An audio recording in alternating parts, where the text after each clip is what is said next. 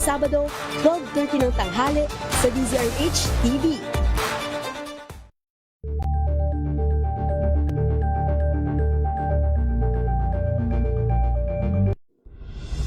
Tuloy-tuloy ang pagtulong, tuloy-tuloy ang pagseserbisyo at tuloy-tuloy ang balitaan kasama si May Binauhan sa Operation Tulong mula Lunes hanggang Biyernes. Angel po si Angelo Palmona sa giiwan sa inyo na isang magandang umaga. Maraming salamat. Life goes on! Nine, good morning, Lakay. Good morning, Sister Ann. At good morning. Magandang mainit na umaga. Angel po si Angelo Palmona sa giiwan sa inyo na isang magandang umaga. Maraming Sa salamat. Pilipinas, una sa Pilipino.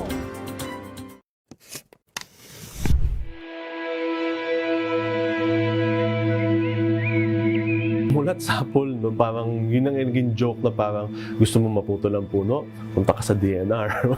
Pero kasi ano na yan eh, parang nangyari na eh. Hinahabol mo na lang yun, sinusubukan mo na lang gawing okay yung pinahintulutan mo. Babalik at babalik pa rin siya na dapat ma-hold into accountable yung mga pumayag.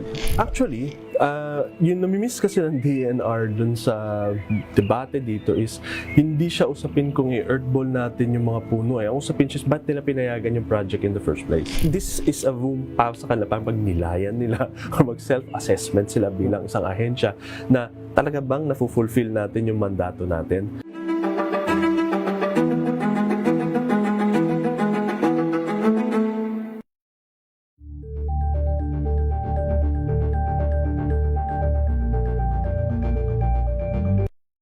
Mga balitang gigising sa inyong umaga. Mga balitang kailangan mong malaman. Mapapakinggan sa ACS Balita sa 2x2. Kasama sina Anthony Taberna at Jerry Baha. Lunes hanggang Biyernes.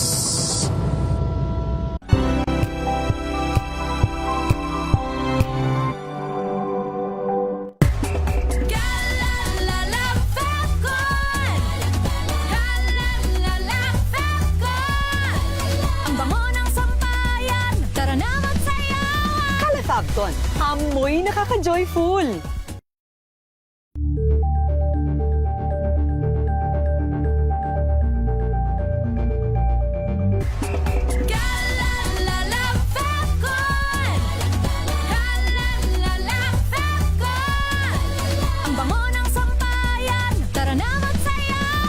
Fabcon, amoy nakaka-joyful.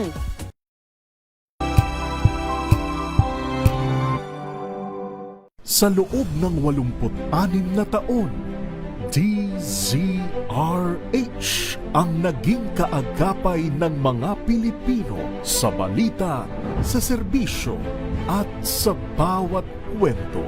86 na taon ng tiwala at sa mga darating pang taon, mas pinalakas at mas pinagtibay para sa Pilipino. DZRH,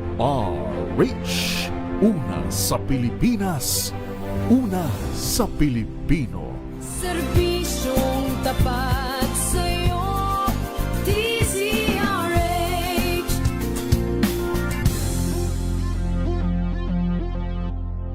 Si Kyle Bulyas sa Pool Sabado.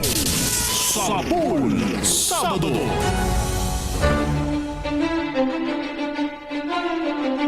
Sa Pool Sabado. Sa Pool Sabado. Magandang gabi Luzon, Visayas at Mindanao sa ulo ng ating mga balita. Sa Pool Sabado.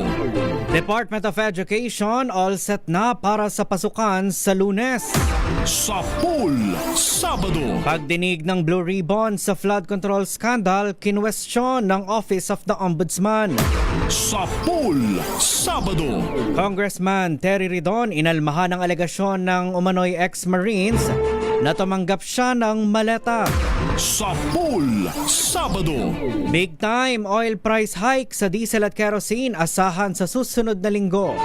Presyo ng gasolina posibleng may rollback. sa Pool Sabado. Loan sa mga bangko tumaas ng 11.4% nitong buwan ng Abril ayon huyan sa Bangko Sentral ng Pilipinas. Sa Pool Sabado. At 20 kabahayan na sunog sa San Dionisio, Parañaque City. Isang lalaki sugatan. Sa Pool Sabado. Yan ho ang ating headlines ngayong Sabado ng gabi. Sa pangalan ho ako po ang inyong makakasama sa isang oras na balitaan at diskusyonan. Ito ho si Kyle Bullas ng DZRH, una sa Pilipinas, una sa Pilipino. Sa Pool Sabado.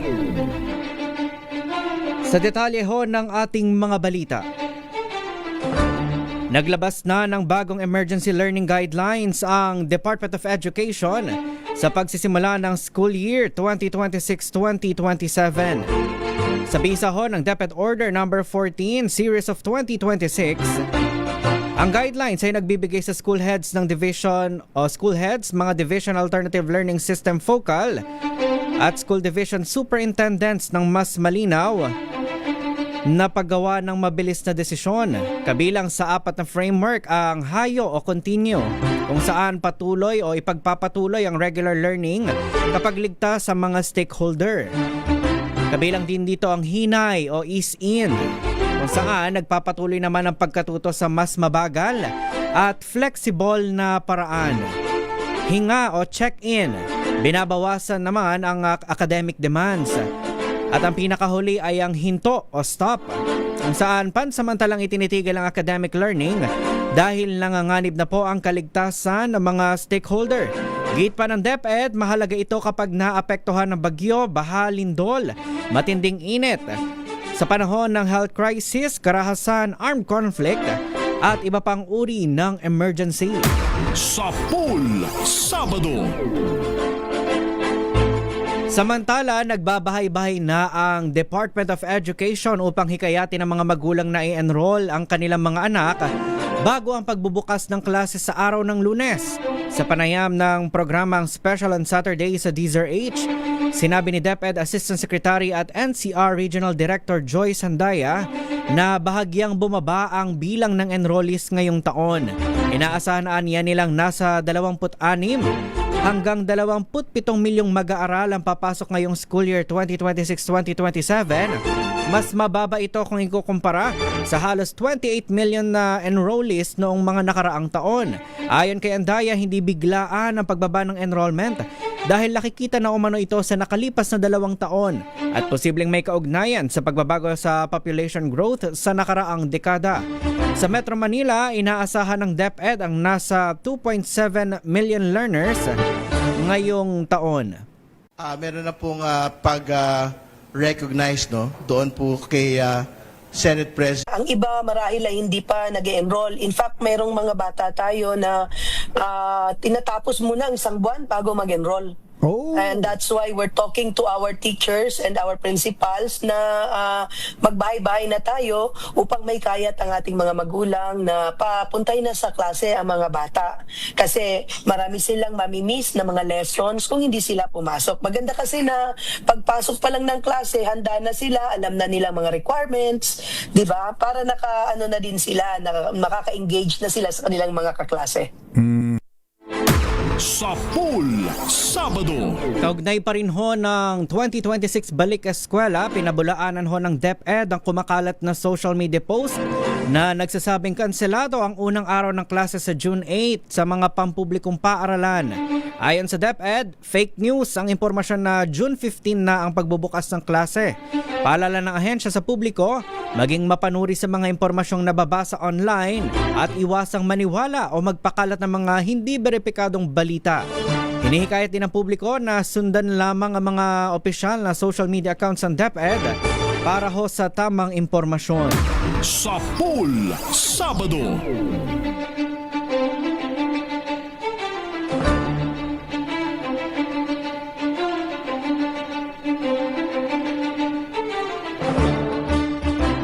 Sa iba pa natin mga balita, mahigit 20 individual ang pinadalhan ng imbitasyon ng Senate Blue Ribbon Committee para sa pagdinig sa araw ng Lunes. Batay sa kautusan ni Senator Erwin Tulfo, chairman ng Blue Ribbon Committee, kabilang dito sina late Congressman at dating House Speaker Martin Romualdez, Ombudsman Jesus Crispin Boying Remulla, NBI Director Attorney Melvin Matibag, gayon din ang mga opisyal ng DPWH, Department of Justice, Department of Budget and Management at ang 18 ex-Marines na nag-deliver umano ng male-maletang pera. Ipadadaan ang imbitasyon ni Romualdez kay House Speaker Faustino Bojeddi III bilang courtesy, habang kay Attorney Levito Baligod naman para sa mga ex-Marine. Sa pool Sabado. At kaugnay ng balitang yan, ipinagtataka ni Ombudsman Boying Remulla kung bakit kailangan pa umanong muling magsagawa ng Senate Blue Ribbon Committee hearing sa flood control scandal. Sa programang executive session sa DZRH, sinabi ni Remulla na ginagawa na nila ang investigasyon alinsunod sa saligang batas. Kinumpirma ni Remulla na natanggap na nila ang imbitasyon para sa pagdinig sa Lunes, pero nagtataka sila bakit kailangan pang dumalo gayong gumugulong na ang investigasyon. Narito ang pahayag ni Ombudsman Boying Remulla. Just thinking out loud. Oo. Ba't nag-Blue Ribbon Committee ulit tungkol sa flood control? Ano ba yan? Siyempre, kanya-kanyang agenda yan. Diba? Kaya nga eh. Maliwanag na maliwanag yun. Maliwanag Kasi, yung agenda. Ginagawa na namin yan eh. Trabaho na namin. Actually, nakatanggap kami ng imbitasyon. Oo. Sabi ko, anong gagawin namin doon? Kami na nga yung nailagay sa saligang batas na dapat umayos ng ganitong mga problema. Ano yung gusto nilang kunin pa sa amin? At ito lang, sigurado naman sasabihin sa inyo, Ombudsman. Ako nagtataka talaga ako kung ba't gano'n. Sa pool Sabado. Kaugnay ng balitang yan, iginiit ni Ombudsman Boying Remulla na hindi siya nakikipagnegosasyon sa mga isasampang kaso laban sa mga sangkot sa flood control scandal. Sa programa pa ring executive session, sinabi ni Remulla na hindi sandata ng politika ang ombudsman at wala siyang kinakausap na sinuman.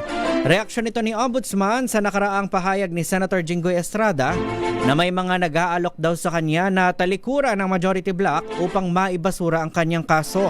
Sabi ni Remulla, walang pwedeng mangako at susundan lamang umano nila kung ano ang ebidensya. Narito muli si Ombudsman Remulla. Si Senator Jinggoy Estrada na marami rin ako makakausap sa kanya tungkol sa mga kaso. Ang sasabihin ko lang sa mga kung sino man ang mga akusado, mayroong kumakausap, hindi ho ako nakikipag-usap kahit kanino tungkol sa ganyang bagay. Tungkol doon sa mga kasong kinakaharap nila sa kasi Ombudsman. kung ano ang ebidensya, yan po ang aming susundin. Kung ano ang ebidensya, we will follow the evidence. Hindi pa pwedeng papangakuan sila. Walang pwedeng mangako. Walang pwedeng mangako. Nasabihin nila, sige, mag-ayos-ayos na kayo. Ako na bahala kay Ombudsman. Walang ganon. Wala. Kaklaruhin sa pool Sabado. Samantala, muling iginiit ng sandatahang lakas na labas na sa institusyon ng mga aksyon ng 18 nagpakilalang bagmen ni dating Congressman Zaldico. Sa notice sa media na inilabas ni Colonel Cercis Trinidad, hepe ng AFP Public Affairs Office, nakiusap ang militar na wag nang tawaging 18 Marines o ex-Marines ang nabanggit na grupo. Bukod kasi sa katotohanang hindi naman sila lahat naging miyembro ng Philippine Marine Corps, binigyan din ni Trinidad na lahat ng mga dating sundalo ay wala na sa serbisyo nang magtrabahong security aid ng nabanggit na mambabatas. Una nang sinabi ng Philippine Navy na karamihan sa nagpakilalang 18 Marines ay dishonorably discharged o pinatalsik sa serbisyo dahil sa mga paglabag. Kamakailan lang ay nagpatawag ng press conference ang 18 pero itinaboy ng mga ito ang mainstream media na nagtungo sa venue sa Pasig City. Pinakahuli nilang public appearance sa pagharap sa hearing ng Senate block na pinamumunuan ni Senator Rodante Marcoleta at Senator Alan Peter Cayetano. Sa pool Sabado. Kaugnay pa rin ang balitang yan, mariing pinabulaanan ni Congressman Terry Ridon, miyembro ng House Prosecution Team, ang alegasyong tumanggap siya ng maleta na naglalaman ng pera mula sa kickback sa maanumalyang flood control projects. Sa isang news forum, iginiit ni Ridon na hindi nabanggit ang kanyang pangalan sa orihinal na affidavit at wala umanong sapat na batayan ng mga alegasyon. Handa naman ang mambabatas na harapin ang paratang na aniya ay bahagi lang ng paninira sa House Prosecution Team para malihis ang atensyon ng publiko sa impeachment complaint laban kay Vice President Sara Duterte. Samantala, isang maleta ang ipinakita ni Ridon na may laman na mangga at peluka at iginiit na hindi lahat ng maleta ay naglalaman ng pera. Para tapusin na po yung kasinungalingan sa maleta, meron po tayong dalang maleta ngayong araw po na ito. Hindi po lahat ng maleta may pera, mga kaibigan. Yung iba po may mangga at peluka. The House and the House Prosecution Panel will not be deterred. Hindi ho kami magpapapigil sa mga kasinungalingan at mga fabricated testimonies po na kung sino man. Tuloy po ang impeachment trial, ilalatag po ng Kamara, ilalatag po ng House Prosecution Panel, yung pong lahat ng mga ebidensya laban kay Vice President Sara Duterte, yung AMLAC reports, yung pong NBI reports, yung pong video documentation ng pagbabanta laban sa Pangulo. So bumalik po tayo sa usapin. Ang usapin po ay ang pagpapanagot sa pangalang Pangulo. Wala pong iba. Maraming salamat. Sa pool Sabado.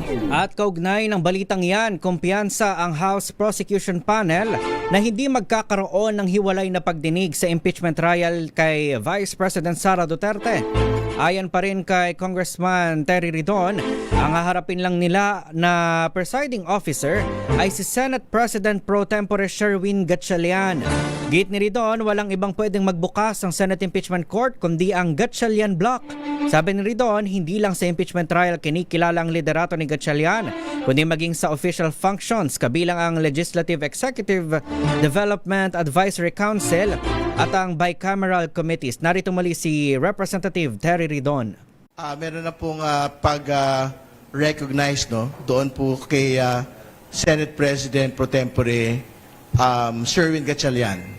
At ang tingin naman ho natin, hindi ho mangyayari na magkakaroon po ng magkahiwalay po na trials sapagkat iisa lang naman po yung grupo na meron pong kapasidad na makapag-convene una ng plenaryo, pangalawa ng Senate Impeachment Court.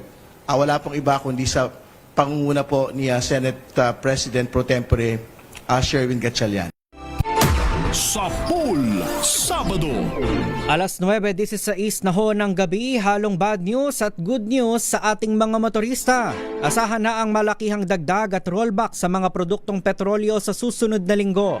Ayon po sa Oil Industry Sources, 3 piso hanggang 4 na piso ang posibleng dagdag sa kada litro ng diesel, habang 5 piso hanggang 6 na piso naman sa kerosene. Habang may inaasahan naman na piso at 50 sentimo hanggang 2 piso at 50 sentimo na rollback sa kada litro ng gasolina. Sa Lunes, malalaman ang final na oil price adjustment na ipatutupad naman sa araw ng Martes. Sa pool Sabado. Samantala, tumaas ng 11.4% ang loan sa Universal at Commercial Bank sa buwan ng Abril. Ayon sa Bangko Sentral ng Pilipinas, tumaas ng 11.8% ang outstanding loan sa mga residente nitong Abril mula sa 11.1% sa buwan ng Marso, habang ang loans naman sa business activities ay tumaas ng 10.7% nitong Abril. Mula naman yan sa 9.7% noong March. Lumaki rin ang pautang ng mga bangko sa real estate activities, electricity, gas, steam at air conditioning supply. Sa pool Sabado. Sa iba pa natin mga balita, hindi bababa sa 20 kabahayan ang tinupok ng apoy sa sunog na sumiklab yan ho sa kabaan ng Lopez Haina Street sa San Dionisio, Parañaque City kaninang madaling araw. Ayon sa Bureau of Fire Protection, gawa sa light material sa mga bahay dahilan ng mabilis na pagkalat ng apoy. Nagsimula ang sunog mag-aalauna ng madaling araw kanina kung saan umabot ito sa ikatlong alarma bago tuluyang nakontrol. Tuluyan itong naapula matapos ang halos 5 oras. Isang lalaki naman ang napaulat na nasugatan sa kanyang kaliwang paa. Sa kasalukuyan, iniimbestigahan pa ng mga otoridad ang sanhi ng sunog. Sa pool Sabado. Babalikan ho natin ang detalye ng iba pa nating mga balita. Makalipas lamang po ang ilang paalala. Pilipinas ang ating oras, alas 9:18 ng gabi. This time check is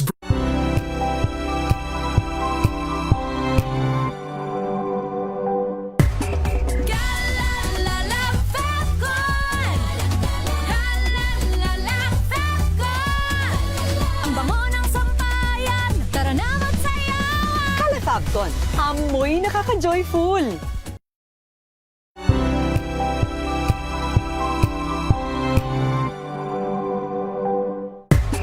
Galalala Fabcon! Galalala Fabcon! Ang bango ng sampayan, tara na magsayawan! Kala Fabcon, amoy nakaka-joyful.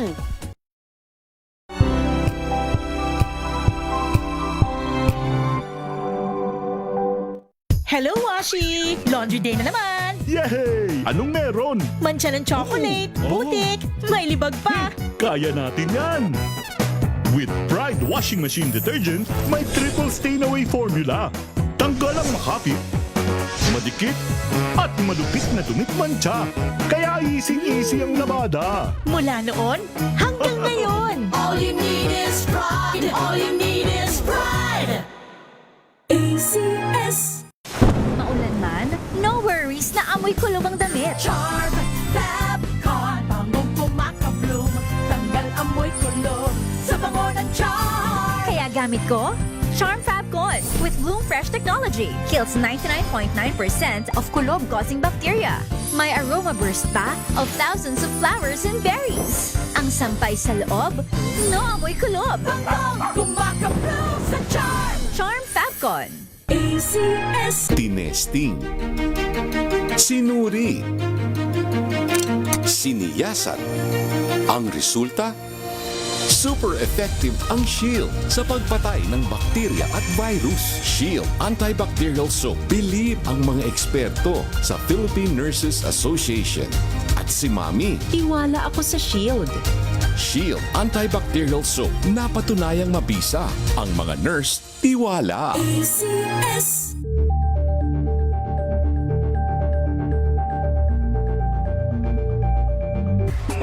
Galalala Fabcon! Galalala Fabcon! Ang bango ng sampayan, tara na magsayawan! Kala Fabcon, amoy nakaka-joyful.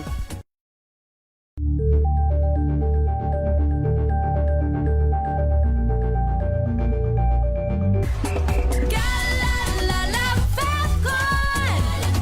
Galalala Fabcon! Ang bango ng sampayan, tara na magsayawan! Kala Fabcon, amoy nakaka-joyful.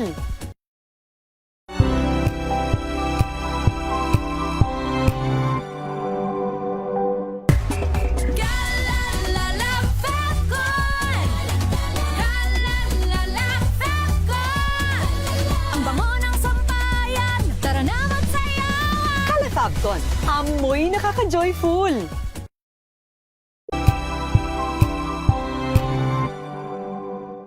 Maagang balitaan, maagang usapan sa mga issue at balita. Kasama si Kuya Angelo Palmones sa Magandang Umaga Pilipinas.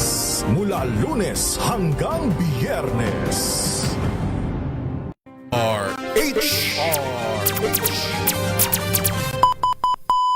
Pilipinas ang ating oras, 22 minuto makalipas ang alas 9 ng gabi.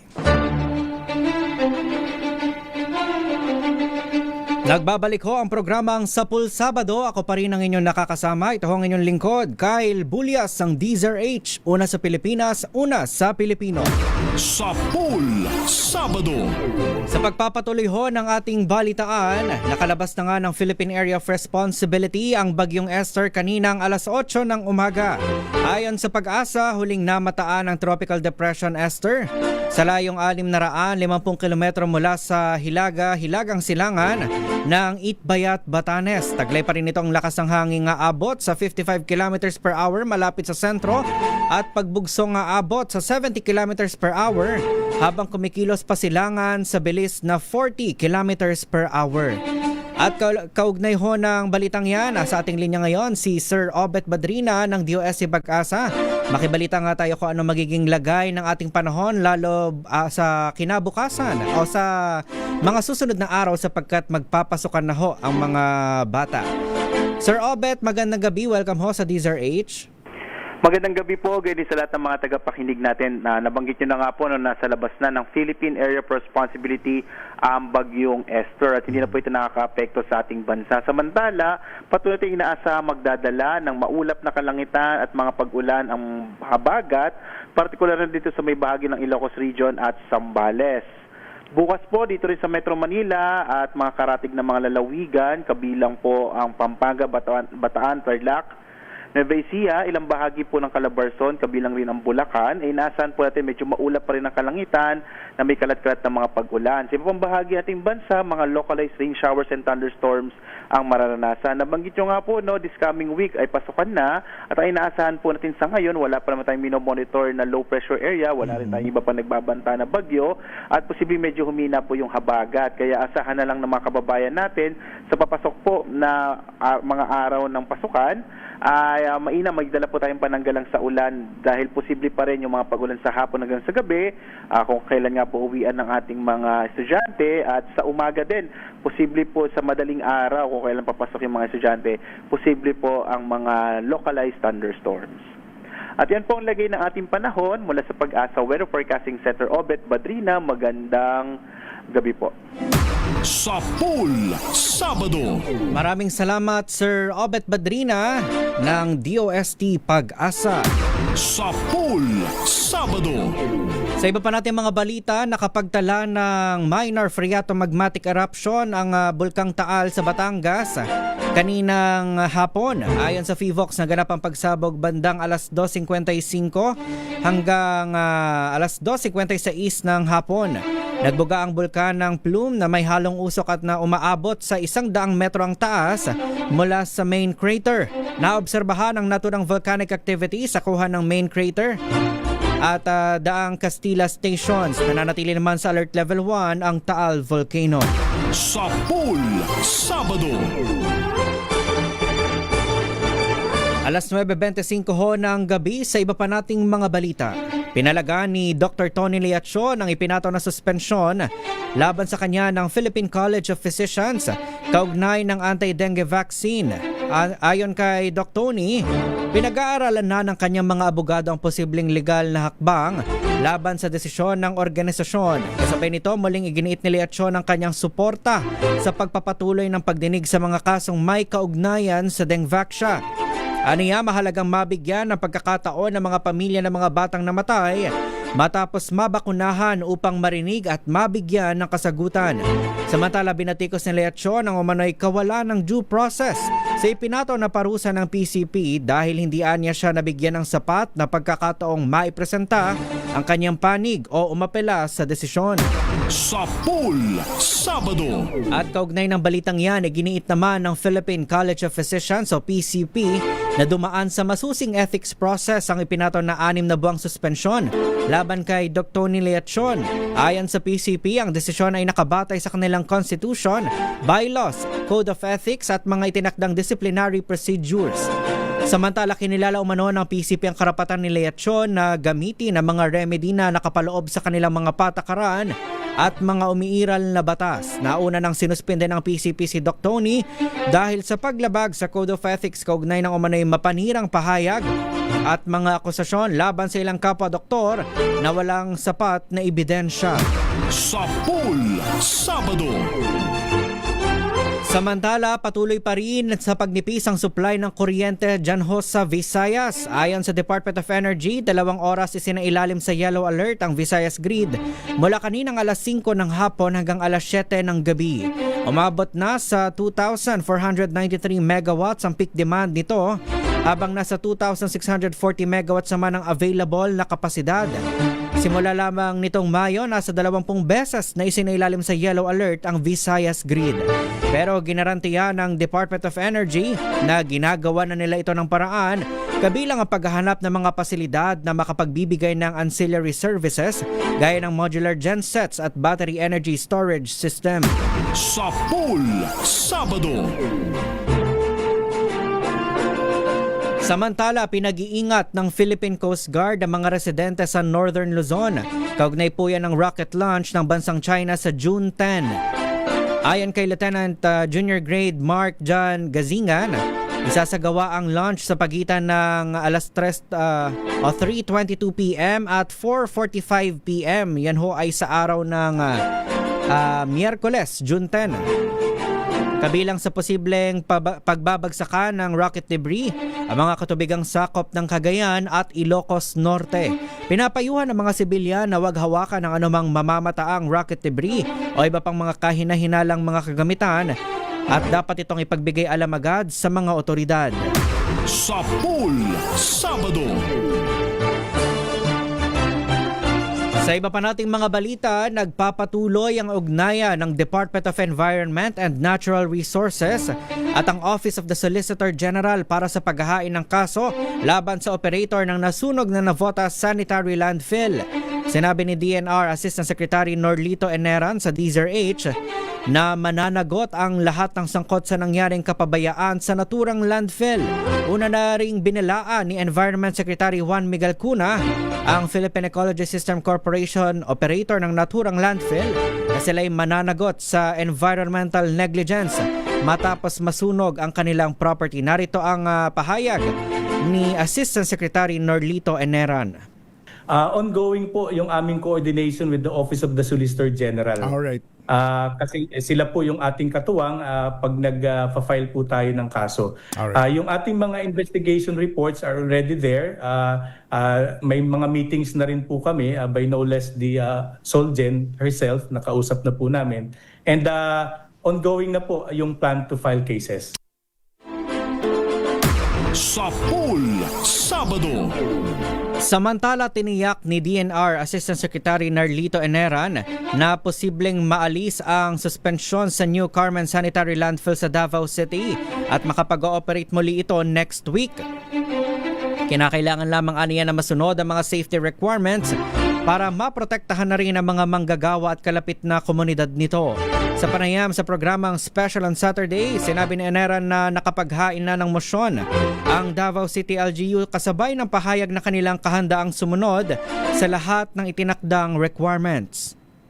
Effective next week, kung makukomply lang po ng LGU Davao yung ating mga requirements, ay pwede na natin ma-lift ang suspension. Malinaw naman po dun sa ating naging suspension order na dapat mag-comply ng mga requirements, specifically dun sa pagsiguro natin na safe at ligtas yung ating landfill. Kasi meron po tayong mga residente na malapit doon, sinisigurado natin na malayo na sila ngayon at hindi na mag-cause ito ng distraction sa buhay and sa property ng community. Sa Pool Sabado. Bagyang bumagal ang antas ng pagtaas ng presyo ng mga pangunahing bilihin at serbisyo sa Pilipinas nitong buwan ng Mayo. Ayon sa Philippine Statistics Authority, naitala sa 6.8% ang inflation na mas mababa kung ikukumpara sa naitalang inflation rate na 7.2% noong buwan ng Abril. Mas mataas pa rin ito sa napakababang 1.3% na inflation rate noong namang buwan ng Mayo. Pangunahing nagtulak ng pagbagal ng inflation ay ang pagbaba ng singil sa transportasyon, kasabay ng dahan-dahang tapyas presyo sa singil sa kuryente, tubig at ilang pangunahing pagkain. Sa kabila naman nito, may mga sektor pa rin na patuloy na sa pagtaas ng presyo tulad ng alak, sigarilyo, damit at mga pagkain sa restaurant. Sa Pool Sabado. Kaugnay ng balitang iyan, hindi dapat magpakampante ang bansa dahil sa bahagyang pagbagal ng inflation nitong buwan ng Mayo. Sa panayam sa programang Special on Saturday, sinabi ni Executive Undersecretary Erwin Santa Ana na bagamat bumagal ang inflation, mataas pa rin ang presyo ng langis, kuryente at bigas. Kaya naman patuloy pa rin ang pagsasagawa ng mga hakbang ng gobyerno para maibsan ang mga economic price pressure gaya ng El Nino na makakaapekto sa mga mamamayan. Narito ang pakinggan natin ang tinig ni Undersecretary Erwin Santa Ana. Bumagal nga yung inflation to 6.8 from 7.2% noong April. Ibig sabihin nito, humina ng kaunti yung pagbilis ng pagtaas ng presyo, lalo na sa pagkain at transportasyon. Ito, welcome development po ito sa amin, but we remain cautious kasi yung mga price pressures po nandyan pa rin. So, To answer your question, I think it's not a cause for celebration, no? Bagamat bumaba yung inflation rate natin, tuloy-tuloy lang po yung mga hakbang ng pamahalaan under the uplift. Sa Pool Sabado. Samantala, good news ho sa ating mga motorista o sa mga commuter.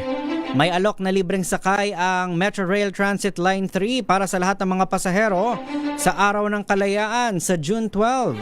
Ayon sa Department of Transportation, maaaring ma-avail ang libreng sakay sa buong linya ng MRT Line 3 sa dalawang magkahiwalay na schedule. Magsisimula ito mula alas 7 ng umaga hanggang alas 9 ng umaga at masusundan naman sa hapon mula alas 5 hanggang alas 7 ng gabi. Sa Pool Sabado. Yan ho ang kabuuan ng ating balitaan dito ho sa Pool Sabado. Ako pa rin ang inyong nakakasama. Ito ho si Kyle Bulias ng DZRH. Una sa Pilipinas, una sa Pilipino. Magbabalik ho ang ating programa sa Pool Sabado. Ilan po muna mga paalala. Alas 9:34 ng gabi.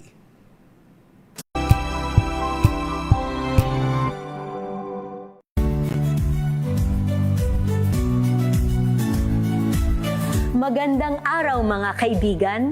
Ito po ang inyong balerina ng bayan, si Lisa Makuha Elizalde, na nag-aanyaya sa inyong samahan kami at ang aming mga espesyal na panauhin para sa kalahating oras ng masayang kwentuhan sa aming programang Art to Art, kung saan ang usapang sining at kultura ay para sa lahat. Huwag kaliligtaan, tuwing linggo, alas 3:30 ng hapon, dito lamang sa DZRH Radio, DZRH TV, at via online streaming.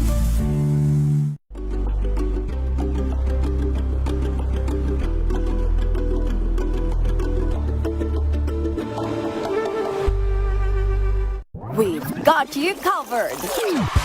From the hottest hits, exclusive interviews,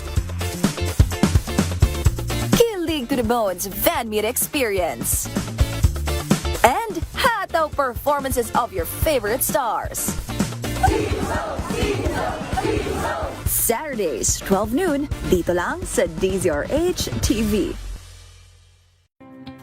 Samahan niyo po ako hanggang 7:30 ng gabi. DZRH Usapang Liga. Magandang gabi Pilipinas, Metro and Mega Manila, Nas Extension sa DZRH at RH2. Naray si Mayan at Kisses Hubson para sa DZRH, una sa Pilipinas. Una sa Pilipino. Curious ka ba sa maraming bagay? Kami na ang bahala dyan. Aalamin, tutuklasin at bibigyang linaw namin ang mga katanungang bumabagabag sa inyong isipan. Sa programa kung saan ang bawat sagot ay galing lamang sa mga eksperto. Ang Expert's Opinion, tuwing linggo alas 3 ng hapon, dito lang sa DZRH TV.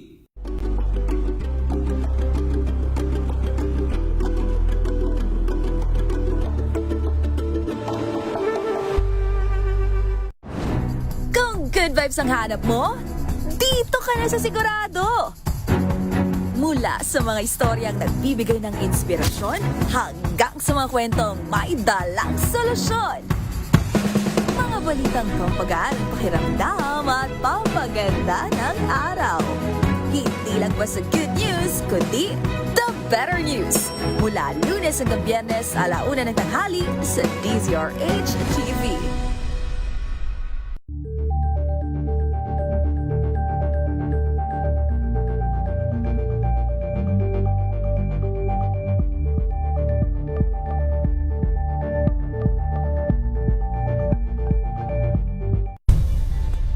Nagsimula sa pangarap hanggang sumabot ang tagumpay. Iba't ibang kwento, iba't ibang mukha ng atletang Pilipino. Mas pinatindi, mas pinalakas, at mas pinaaksyon sa Match Point tuwing Sabado, 12:30 ng tanghali sa DZRH TV.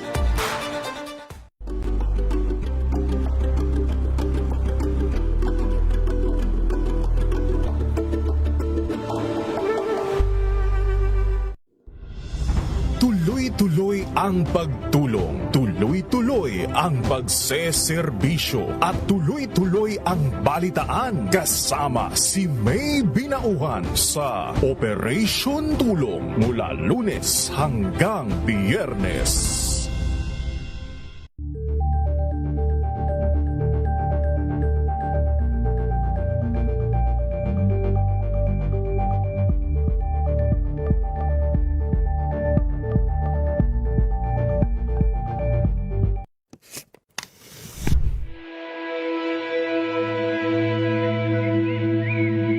Mulat sapol, no? Parang yun ang naging joke na parang gusto mo maputol ang puno, punta ka sa DNR. Pero kasi ano na yan parang nangyari na hinahabol mo na lang sinusubukan mo na lang gawin okay yung pinahintulutan mo. Babalik at babalik pa rin siya na dapat ma-hold into accountable yung mga pumayag.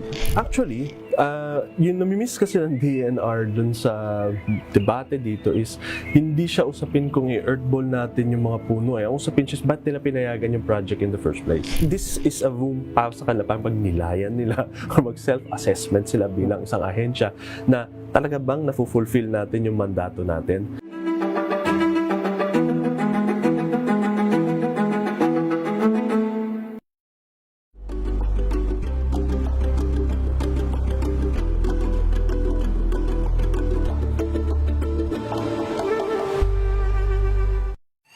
Mga balitang gigising sa inyong umaga. Mga balitang kailangan mong malaman. Mapapakinggan sa ACS Balita sa 2x2 kasama sina Anthony Taberna at Jerry Baha. Lunes hanggang Biyernes. RH.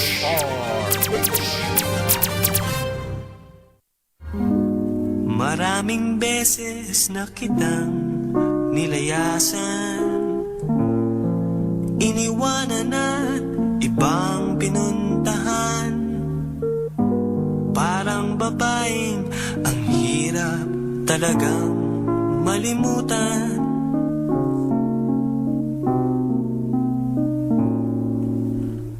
Ikaw lamang ang aking laging pinabalikan.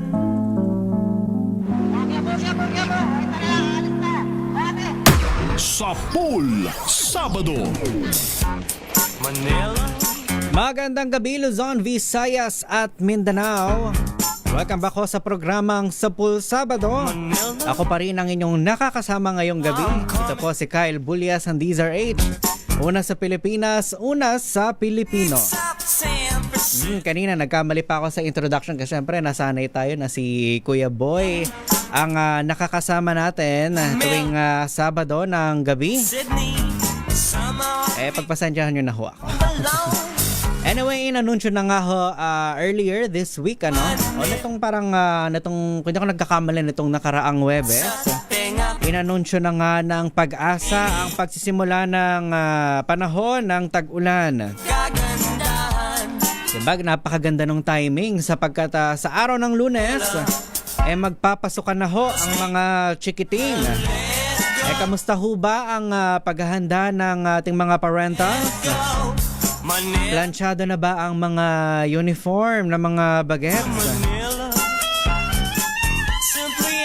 Bago ho yan, baka kasi diba may mga school na anong tawag dito, yung nagbibigay agad ng assignment, diba? Before pa man mag-umpisa yung first day ng kanilang klase. Bagamat I understand hindi naman nito lahat ay napakabibigat usually karamihan diyan lang ang assignment nila, advanced reading o kung may mga kailangan silang dalhin para sa first day of classes, diyan ho yan nakalagay. At yan ang hindi yan ho ang nakakamiss sa panig ho nating mga nagtatrabaho na. Nakakamiss bumalik sa pagkabata at mag-aral muli. Yung excitement ng first day of classes, diba, nararamdaman pa naaalala pa natin yan. na madaling araw gigising, di ba? Pupungay-pungay pa ang mga mata. Tamad na tamad bumangon sa higaan kasi syempre malamig. Nasanay tayo na more than 2 months, almost 2 months na nakabakasyon. Tapos all of a sudden biglang ayan na, pasokan na ulit. Panibagong kabanata sa buhay. Pero syempre excited tayo kasi makikilala natin yung mga bago nating kaklase. O dun sa mga transferee, di ba? Bagong environment. Panibagong set ng mga tao na pakikisamahan mo ulit para sa isang buong taon ng pag-aaral. Dagdag pa natin dyan yung mga bagong gamit sa school. Siyempre, maraming kabataan ang mapalad kapag sila yung tipong bago lahat ng kanilang gamit sa school. Pero hindi naman yan kabawasan sa panig ng mga kabataan na recycled yung kanilang mga gagamitin. Lalo na sa panahon ngayon, grabe na ho ang epekto ng climate change. So hanggat maaari sa ating mga mumunting mga paraan, especially sa panig ng mga estudyante, sa mga anak ho ninyo, kung kaya ho natin i-recycle yung mga hindi pa nasusulatan ng mga notebook, ayun ho yung gamitin natin, i-impart natin sa ating mga sa ating mga anak yung kahalagahan ng pagre-recycle. Diba? Para maiwasan natin yung sobrang dami nating waste o kalat na naipoproduce. Nasasayang ho yung mga papel na hindi naman nasusulatan pero naitatapon na lang kasi luma na raw hindi na daw mapapakinabangan pa rin naman yan, di ba? At kasabay nga niyan yung dahil nga idineklara na yung rainy season, ano ho ba yung realidad nito? Sa panig ng ating mga commuters, sa mga magbabalik sa eskwela, asahan ho natin yung mas mabigat na daloy ng trapiko. At kung kayo ho ay nakatira sa flood-prone area na konting ulan lang, gutter deep na agad ang mga pagbaha. Ako sana ho, kasama ho sa naging paghahanda. Hindi lang ho sa mga pampublikong paaralan. Dapat yung mga LGU rin natin proactive din. Hindi naman ho bagong balita na June na sisimula ng klase ngayong taon. I-expect na ho natin na panahon ng tag-ulan ng buwan ng Hunyo. So, kailangan na hopefully nakapagsagawa na ng mga declogging operation ang lokal na pamahalaan. At sana nakapag-invest sa iba pang mga flood control measures. Yung totoong flood control ha. Hindi ho yung guni-guni lang. At syempre, sa panig ng mga nagtatrabaho, again, expect nyo ho yung heavier traffic. Dahil dagsana ulit ang mga estudyante. Ngayon, kanina meron ho tayong balita tungkol sa pagbubukas ng klase. Ito hong bagong guidelines, emergency guidelines ng Department of Education. Kaugnay po ito ng pagkakaroon ng class suspension. Kasi alam naman natin kapag panahon ng tag-ulan, synonymous ho yan sa class suspension. Diba? Kakaumpisa lang ng klase. Class suspension agad ang ating pinag-uusapan. Pero ito, naglabas ng mas malinaw na guideline para may gabay yung ating mga stakeholders, yung mga pamunuan ng mga paaralan, kaugnay ho ng pagsususpindi ng klase. Ito ho ay hindi lang ho ito tungkol sa panahon ng tag-ulan. Sakop po nito ang lahat ng mga sitwasyon. Diba? For example, before, ang klase kasi ay nag-uumpisa ng buwan ng Agosto, so tumatawid ho yan hanggang April at May, kung saan napakatindi ho ng init. And alam naman natin na kapag sobrang taas ng heat index, hindi Hindi ho yan kinakaya ng mga estudyante, especially mga maliliit na bata. Kaya kinakailangan pa rin mag-suspend ng klase. At sa panig ho ng mga lugar na may kaguluhan, yan, sakop pa rin ho yan ng bagong guidelines. Ito ho yung meron hong 4 na parang framework ang Department of Education. Yung una, yung continue o hayo. So dito ho, regular pa rin yung klase. Ibig sabihin, kung face-to-face classes pa rin yung ipinatutupad. Dahil ang criteria ho natin dito ay ligtas ang lahat ng stakeholders. Sino-sino ba to? Yung mga estudyante at yung kanilang mga kaguruan, syempre. Ito naman yung ease-in o hinay. Diba? Nagpapatuloy pa rin yung pagkatuto pero gagamitan na ito ng flexible na paraan. Mas mabagal na paraan. So, pwede na ditong i-apply yung pagpapatupad ng synchronous classes pa rin, pero online. Diba? Ibig sabihin, meron pa ring pasok, pero online nga lamang. Yung pangatlo naman, yung hinga o check-in. Ibig sabihin, bukod sa flexible na paraan ng pagkatuto, babawasan din yung academic demand. So, dito na ho papasok yung asynchronous classes. Ibig sabihin, wala na talagang online classes na gagawin. Pero may mga academic outputs pa rin na kailangan isumite. Pero ito ho ay let's say mas konti siguro kung ikukumpara dun sa usual amount ng academic workload na ibinibigay sa mga bata. At of course, yung pinakahuli, ito yung stop o pansamantalang itinitigil na yung academic learning dahil nanganganib na yung kaligtasan ng mga bata. So ito ho yung suspended na mismo yung kanilang klase. So yung mga ganitong framework, ito ho ay para sa mga school head. Diba, para may gabay sila kung gusto nilang mag-suspend ng klase sa kanilang paaralan lang. Of course, ibang sitwasyon na ho kapag ang nag-suspend ay yung inyong local government o yung mismong provincial government o kapag galing na ho yung anunsyo. Kapag galing na ho yung anunsyo sa Department of Interior and Local Government. So kapag ganun ho yung announcement o sa kanila ho nang galing yung announcement, syempre doon na tayo tatalima. Kapag sinabi nilang class suspended, wala na ho, hindi na ho pwedeng i-adapt yung hinga o yung hinay kasi nga class suspended na. Ibig sabihin wala ng klase at all. Pero kung ang abiso ho ng local government ay synchronous o asynchronous classes lang, suspended lamang ho ang face-to-face classes, may discretion pa rin ho ang mga paaralan kung gusto nilang suspindihin mismo yung kanilang klase. Ay magandang gabi muna sa ating Facebook viewers, mga tambay sa ating YouTube Live. Kay Ate Beth Gray, ayan, magandang gabi. Kay Kuya Bentong, kay Jing Montero Natividad, ayan, good evening, watching from Baguio City. Good evening din kay Ma'am Ria Soto, kay JP Acuña at sa kanyang family at sa Team Tangos South sa Navotas City. Ayan, good evening kay Tristan Wyatt Gulay, Eduardo Narvaez, Amoroso Glen.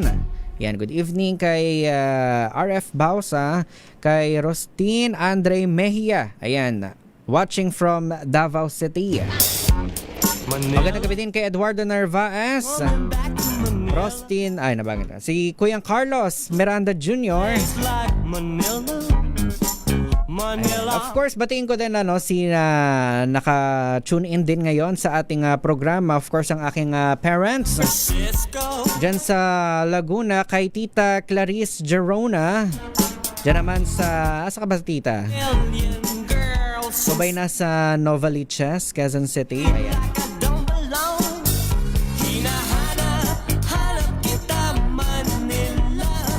Ayan, batiin ko din ng aking mga uncle. Yan, sina Uncle Nonong Fred at si Uncle Totong dyan naman sa Marikina City. Of course, batiin ko din ng advance happy birthday ang aking tatay, si Tatay Andres. Happy birthday, Tatay.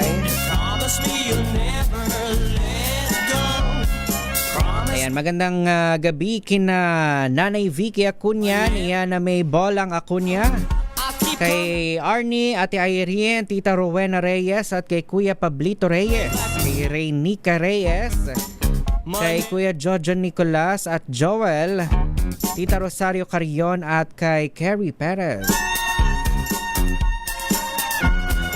Of course, advance happy birthday din sa ating kasamahan sa Easy Rock Manila. Happy birthday kay Lay Manuel Pujada. Of course, ang susunod sa ating programa, batiin din natin ng happy birthday si Lakay Ray Sibayan. Ayan, happy birthday. Ayan, pasokan na sa araw ng Lunes. Sana ho nakaredy na yung mga gamit ng ating mga chikiting. At katulad ho ng sinabi ho sa atin ng DOST Pag-asa, expect ho natin na yung ulan nag-uumpisa tuwing madaling araw. So sa pagpasok ho ng mga bata, sana ho meron ho silang payong, raincoat at bota kung kinakailangan. Gayun din ho sa kanilang mga pag-uwi sapagkat ang localized thunderstorms usually nararanasan daw ho yan tuwing hapon kapag oras na ng uwian ng mga bata. Ang dami ho nangyari nitong linggo lang ito, no? Grabe ho yung nangyari sa yung Senate shakedown. Diba parang hindi pala parang totoong nahati sa dalawang paksyon yung ating mga senador, yung Cayetano Block at saka yung Gatchalian Block. Kung tutuusin, kung pakikinggan naman natin yung kanilang mga sagutan, parang sila-sila lang din yung nag-aaway, parang natatabunan yung issue sa mga pangunahing issue sa bayan na dapat pinagtutuunan ng pansin, lalo na ngayon. Ayan na naman yung panahon ng tag-ulan. Siyempre mauungkat dyan yung kapalpakan sa flood control projects, at of course yung krisis pa rin natin sa edukasyon at yung disaster preparedness ng ating mga lokal na pamahalaan, sapagkat again katulad ho nung napag-usapan natin nung nakaraang Sabado, hindi naman bago na binabagyo tayo, pero bakit parang yung response parang nagkakagulatan pa rin yung ating mga otoridad, di ba? Siyempre, magkakadugsong ho yan kapag may baha. Siyempre, paralisado ang ating transportasyon. Kahit naman walang baha, hindi naman ganun kagandahan ng ating public transportation. Although ngayon, mas, I think, merong effort ang Department of Transportation para kahit papano maibsan. Pero syempre tayong mga mamamayang Pilipino, hindi ho dapat tayo magsettle sa bare minimum. Hindi ho dapat natin na parang kumbaga maging panatiko tayo ng mga nakaupo sa pamahalaan. Hindi dapat tayo mapagod sa pagdedemand kung ano ba yung deserve nating serbisyo mula sa kanila, dahil sila ho ay public officials, sila ho ay sinasahuran natin sa pamamagitan ho yan ng ating ng buwis na kinakaltas ho sa ating mga sahod. Diba? Parang tayong mga ordinaryong Pilipino, wala tayong say pagdating sa kinakaltas sa ating sahod. Diba? Tuloy-tuloy yan. Kahit yung mga sinasahuran natin ay hindi naman nagpe-perform talaga sa kanilang trabaho. At anyway, antabayanan ho natin kung ano pa yung mga mangyayari.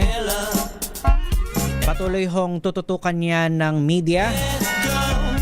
Nakatutok ho dyan ang DZRH News. Antabayanan ho natin ang development, especially sa araw ng Lunes. Magkakaroon ho ng pagdinig ang Blue Ribbon Committee naman ng Gatchalian Block, kung saan imbitado ho dito ang yun hong resource person ng pagdinig ng Blue Ribbon ng Cayetano Block, yung 18 nagpapakilalang dating ex-Marines o dating miyembro ng Philippine Marine Corps at hukbo, di ba? At ang pinakahinihintay talaga dito yung sagot ng Supreme Court.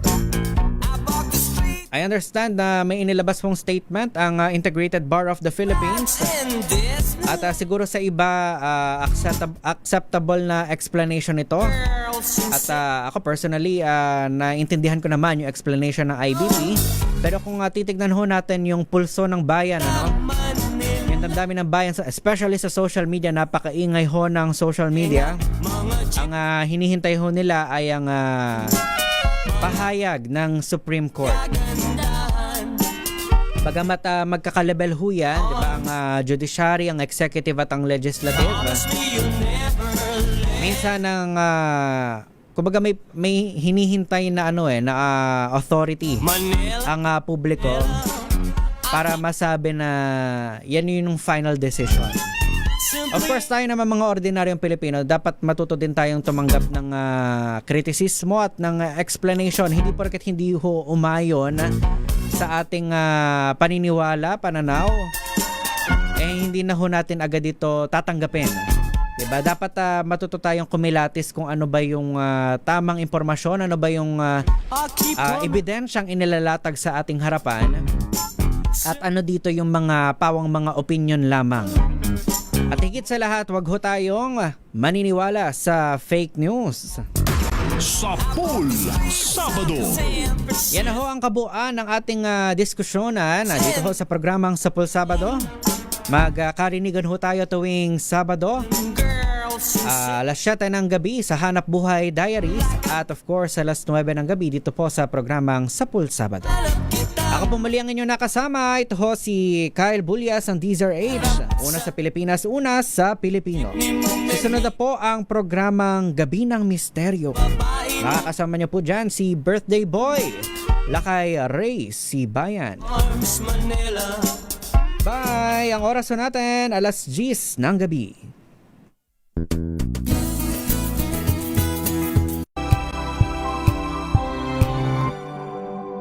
Sa loob ng 86 na taon, DZRH ang